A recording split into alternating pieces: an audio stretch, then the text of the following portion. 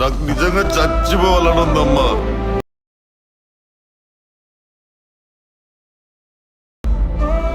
సంజయ్ నా వల్ల చనిపోయాడు, కానీ సంజయ్ ఆశయాన్ని నేను చావనిపోతుంటే నేను ఇంకొన్ని రోజులు బతికి తీరాలి.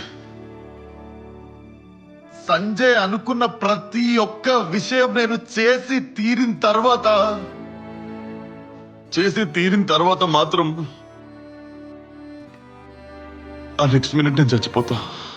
కృష్ణ రే, అప్పటి వరకు నాకు బతికే జాగ.